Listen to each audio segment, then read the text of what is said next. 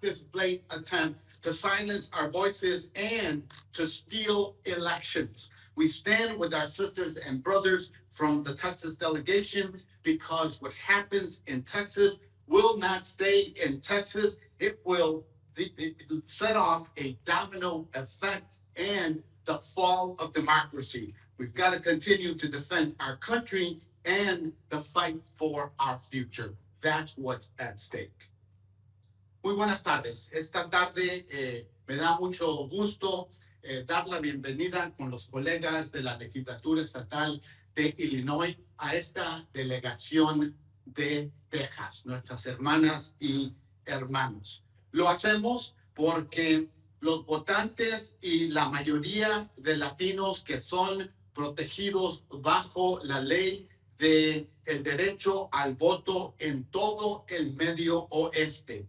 Eso está en riesgo. Luchamos para asegurar que este distrito en el cual nos encontramos hoy y que vivimos los votantes latinos tuvieran representación en el Congreso. Bajo la ley del derecho, los latinos son un grupo protegido. No es un tratado especial o un privilegio, sino es derecho de la ley. El derecho garantizado que la comunidad tenga la oportunidad y posibilidad de elegir a un candidato de su preferencia y es un derecho sagrado. Desde Illinois a Texas, la ley del derecho al voto debe respetarse. Como alguien que llegó a este país por Texas y encontró un hogar en Chicago durante los 60 y la lucha por los derechos civiles, valoro lo que la ley del derecho al voto significa para nuestra comunidad. Gracias a esta ley, fui el primer mexicoamericano de origen inmigrante en el Consejo Municipal de Chicago y años más tarde, el primer mexicoamericano en el Congreso de los Estados Unidos. Los votantes latinos merecen las opciones que se les han prometido bajo la ley del derecho al voto. La comunidad latina es la población que más ha crecido y sigue creciendo. Hoy en día somos en exceso de 62 millones de personas. Nuestro poder representa una amenaza para algunos, los que en este momento se oponen a la democracia. El juego aquí no se trata solo de mover líneas y manipular elecciones, sino de eliminar completamente la representación de nuestro pueblo. Cualquier maniobra política o táctica para disminuir a nuestro poder es anticonstitucional y antiamericano. Por eso estamos unidos, alertando a los latinos y latinas. Nuestros derechos están bajo ataque y debemos detener este intento de callar a nuestras voces y robar las elecciones. Apoyamos a nuestras hermanas y hermanos de Texas porque lo que ocurra en Texas vendrá también aquí a Illinois y será un efecto dominó y la caída de nuestra democracia. Por eso, nuestra unidad y solidaridad con la delegación de Texas. Muchas gracias.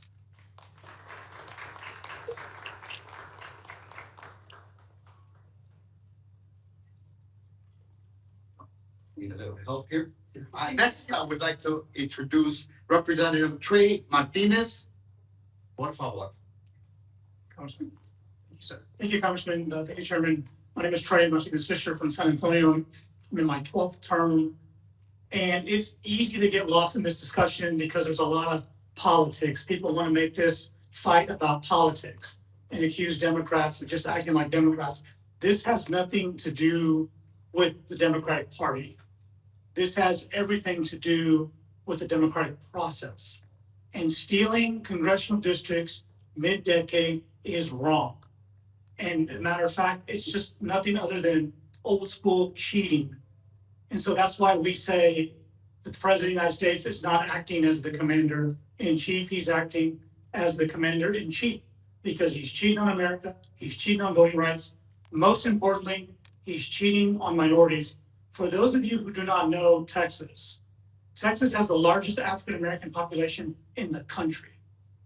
Beyond that, we have the second largest Latino population in the country.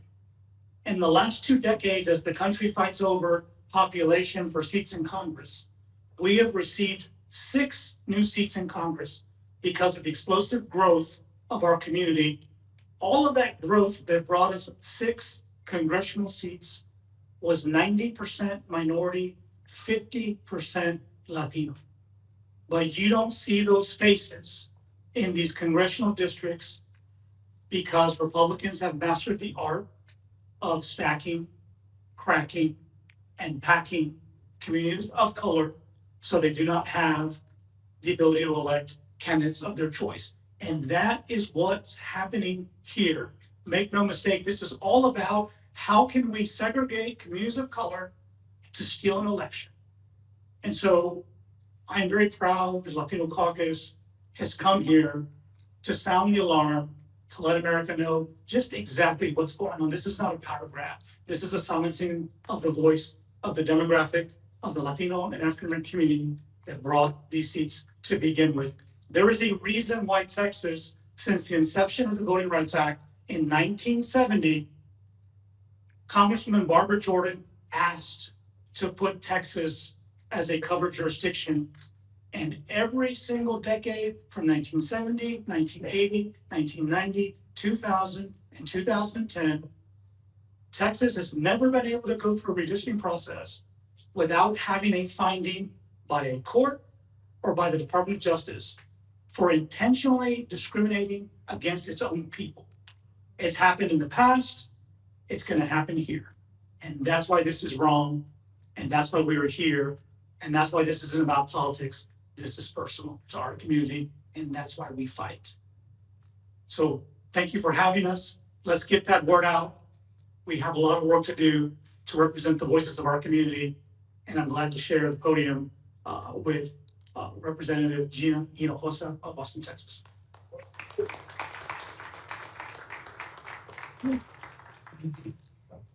I am State Representative Gina Inosa. I represent Central Austin in the Texas House. And first, let me say what a privilege and honor it is to be here in this museum that celebrates the richness and the beauty of our Latino and our Mexican culture. We as a people take great pride in the richness of our culture. And as Texans, we know that our Latino culture permeates and infuses, it colors every aspect of our Texas culture. Because Latinos are Texas. We are the largest ethnic group in the whole state. We were the first Texans, right? Somos tejanos. So it is a shame to see our Republican leadership in Texas and our governor try to minimize our political power when we are dominant in numbers and culture in our state. Let me give you some examples of what I mean by what they are trying to do in these new, what I'm now calling cheater maps that they are trying to pass. I said I represent Austin, Texas. In Austin, we have 2 members of Congress. We have one, Lloyd Doggett, represents Central Austin, and we have another, Greg Casar, who we share with San Antonio. That is a Latino opportunity district. It in fact elected a Latino, and it is eliminated in these new cheater maps. Houston is the city with the largest Latino population of any state in Texas. It has a representative, Sylvia Garcia. Sylvia Garcia, who was elected by a Latino opportunity district.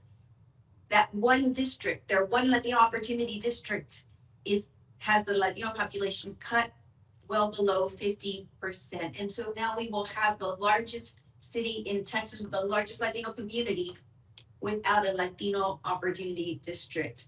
I originate from the Rio Grande Valley, from Brownsville, Texas. It is a small world, like the director of this museum. We encounter each other, and it is a point of feeling like the world is smaller, but some people see that we're a threat because we're everywhere. But let me give an example of what's happened in the Rio Grande Valley. The city that I am from, where my family still lives, Brownsville, it's represented by Congressman Vicente Gonzalez. If you look at that district in these new cheater maps, what they do is they double the Anglo population in a congressional district where the largest city is over 95% Latino, and that percentage is growing. It's not decreasing. Those are just some examples of how our community is being targeted. Yes, Donald Trump said he's trying to gain 5 more Republican members of Congress, but make no mistake, it is on the backs of our people. It is a threat to our people, to their upward mobility. It is an attempt to take away our voice from the halls of power where decisions are made about whether or not our communities get health care, whether or not there are good jobs in our communities that pay family supporting wages, whether or not our schools get the support that they need, and our children have an opportunity to go to college. And that's why we have broken quorum as Texas legislators, because we are determined to fight with everything we've got against this attack on our communities. We left our families, we left our children, we left our state, but it is to protect our families, our children, and our state. And I want to say how grateful I am that we have been embraced by Chicagoans and legislators and the congressmen here, and who stand in solidarity with our fight, because they recognize that an attack on the power of Latinos in Texas is an attack on Latino power everywhere. It's an attack on Latino identity, and it's an attack on our American identity. Thank you.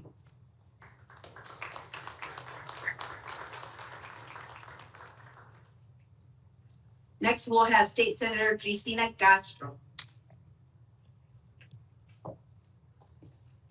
All right. Good afternoon. My name is Christina Castro. I'm an Illinois State Senate Majority Whip.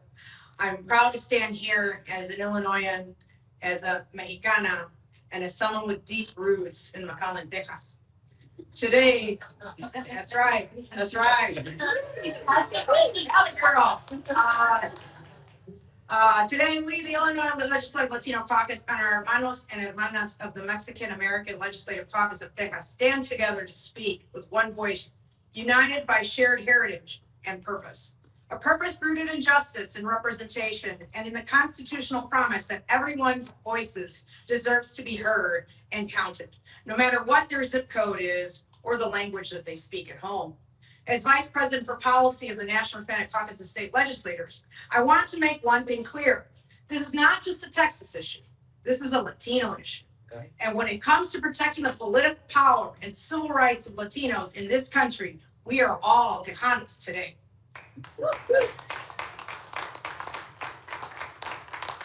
Let's look at the facts.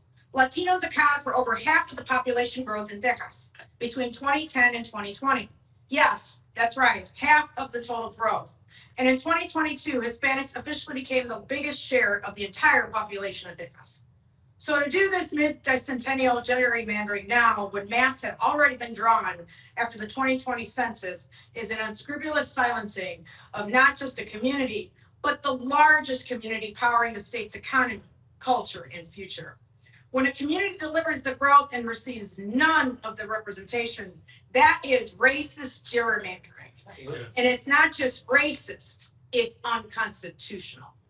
This is an attempt to dilute Latino political power because of our voices are growing louder, because our communities are organizing, because we demand a seat at the table, and in some in Texas and in Washington, D.C. are afraid of what happens when we get that seat. As the VP of policy, I say this: whether it's in Texas, Illinois, or anywhere in this country, maps must reflect the people. And this map fails that test. It fails the test of fairness. It fails the test of equity. It fails the test of democracy. And we are here to say enough. Basta ya. We urge the courts, policymakers, the voters, and the public at large, especialmente nuestra gente, to pay attention and understand this power grab, because this map not just are lines on a piece of paper. It is a test of whether America still honors its promise of equal representation for all. As Latinos, as lawmakers, and as defenders of democracy, we demand a map that reflects the truth. La verdad, la pura verdad. The Latinos are an indispensable part of Texas and of this nation's future. We are not going away. We are not staying quiet. And I'll be damned if we stand by and let our communities be silent. I'm here in arms with our friends in Texas, and I'm going to give it to my sister in arms, Senator Selena Viamova.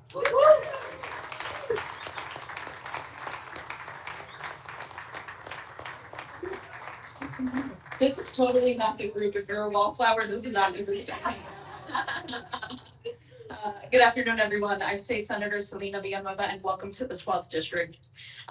Proudly representing a district on the southwest side of the city of Chicago that includes incredible neighborhoods like Pilsen, Little Village, Chinatown, Bridgeport, and so on and so forth. I bring that up because I am the very proud daughter of Mexican immigrant parents that came to Chicago many, many decades ago. But I'm also proud to be standing here with colleagues who represent my family in Vegas. From San Antonio to Austin to Dallas to Fort Worth to the border. Because so many of us with roots have roots throughout this country and family members throughout this country. And this fight, and I want people to remember this fight is not a fight that is just being fought in Texas. This fight is for the soul of our country, for the soul of our democracy. I want to be clear because this fight is personal. Our communities are watching, and we see exactly what's happening in the state of Texas. These maps aren't just bad policy. They're a calculated attempt to silence Latino voices, to divide our neighborhoods, and to erase our political power. Representation is not a privilege. It is a right. Yes, it is. I'm going to repeat that again.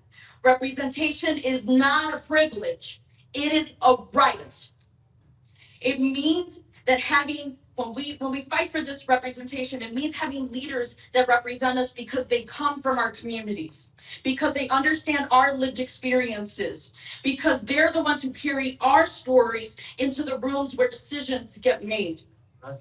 Latinos are not invisible, no matter how much people think that they can try to get rid of us or try to silence us.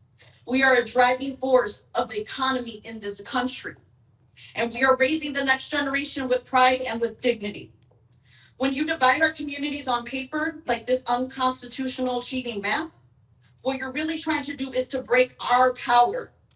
And we're not going to let that happen. This is a fight for our democracy. And we're here to send a message that in Illinois, we stand with our colleagues, with our colegas, with the people of Texas, shoulder to shoulder, to defend the right to representation. Thank you very much. Muy brevemente en español, y les quiero decir eso. Hay mucha gente que está viendo todo lo que está sucediendo en este país en este momento y están diciendo que qué podemos hacer. ¿Por qué nos debería de importar lo que está sucediendo en el estado de Texas? Y les estoy diciendo aquí, como legisladora, senadora del estado de Illinois, lo que está sucediendo en Texas puede suceder en todas partes de este país y no podemos dejarlo suceder. Están tratando de robar una elección del año que entra. Están tratando de robar nuestro derecho al voto. Están tratando de robar nuestras voces. Y estamos viendo en este momento cómo están tratando nuestras comunidades. Y juntos, y lo estamos haciendo juntos. No importa que sean de Texas, no importa que sean de California, que sean de aquí, de Chicago o el estado de Illinois. Juntos vamos a luchar por nuestra democracia. Porque nosotros tenemos derechos. Tenemos el derecho de representación y tenemos el derecho de tener las voces en alta, de decir no más. No más corrupción, no más lo que están haciendo, el odio que tienen nuestras comunidades, no más. Más. Juntos lo vamos a hacer y juntos estamos en la lucha. Muchísimas gracias. And I'm going to give it back to Chairman Romero for our Q&A. Thank you. Congressman Connolly. If there's any questions, we'll take questions now. Whether any specific member or anyone that's here. Yes. Yes, hi, Lee John Greco, freelancing for the New York Times today. Senator Cornyn of Texas, said, that he wants the FBI to assist Texas authorities in their efforts to locate or arrest the Democratic lawmakers from Texas. Can you tell me, have you spoken with anyone from the FBI office here in Chicago? Is there any indication that the FBI is going to coordinate with authorities in Texas? Obviously they're here, so it's pretty easy to locate where you are right now. Yeah, I think you've really answered the question yourself. They know where we are. We feel very safe here in the state of Illinois. We feel very safe by the counsel that we've received from our lawyers. But I think the real point here is John Cornyn is running for his life for a state Senate seat. He's running against a criminal and Ken Paxton, and both of those men are saying very dangerous things by the incendiary comments that they make, making comments like, this is where they are, go hunt them down, or we'll use the FBI as though they have that right. Unfortunately, these are like bottle rockets being sent from Texas into Illinois. They're not landing, they're not reaching the safe place that we are here in Illinois. So we thank all the Illinoisans and those that understand the law, that there is a place for it. It's in a courtroom and not just misplaced, where those are real dangers. You know, we come from a state in Texas where we saw someone make incendiary comments such as there's an invasion of Latinos coming into the state of Texas, and a young boy, 18 years of age, buys a gun in Plano, Texas, and drives to El Paso to kill over 20 men, women, and children. Those are the kind of comments that happen. They're incendiary, they're dangerous, and they should be held responsible for those kinds of comments. If I can just follow up, it seems like under most circumstances, the FBI doesn't have the authority to enforce state or local laws, but obviously we've seen with Trump that he doesn't always go by, precedent. So, spoken with other lawyers about whether Governor Pritzker's been very clear about that, that reality, that possibility, or lack thereof. Thank you for your question. Sophia with VP, you mentioned, leaving your business and family. I wonder if you could talk about how those are affording us, fines and staying here, especially now that the judges ruled against Baylor with PAC not being able to fund it.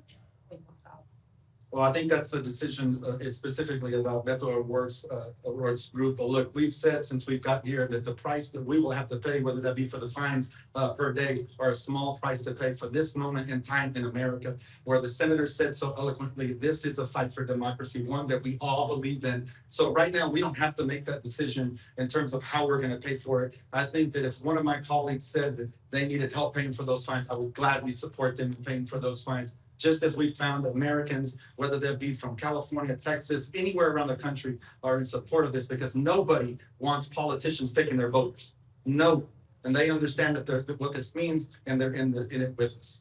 Good afternoon, Michelle Gagamba with ABC7 here in Chicago.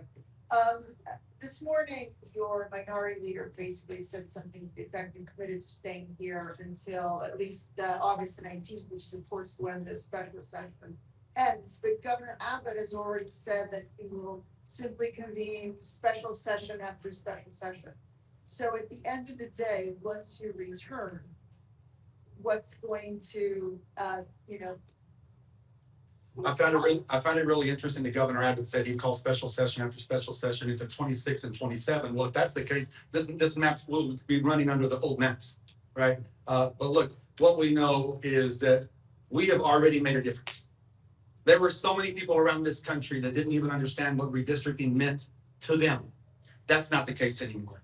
Anytime you turn on the news right now, the story is what is happening with this steal, with this corruption, the next level of corruption through these cheating maps. And we've also seen what had always been our hope is that other states would take action. We saw that Governor Newsom has announced that they are going to take this to the voters in California to allow them an opportunity to offset the five seats that we may lose in Texas. So we hope that by the time that we go back into special session, he may say he's going to call it. Maybe he's put himself out there. By that point, we don't know what's going to happen between here and there. We know what we're going to do today, and we're going to continue down this march. As Representative Congressman Al Green said, we're going to continue to educate as many people around this country as we can. We're going to continue to travel, and we're gonna make sure that America understands the moment in time. There has been moments like this in our past. And there has been men, women, children of all colors and creeds that have joined in this fight and said, not on my lifetime, and we're not gonna allow it to happen. Any other questions? Okay, thank you. Yeah, in for a photo. Yes, my grandfather. There you go.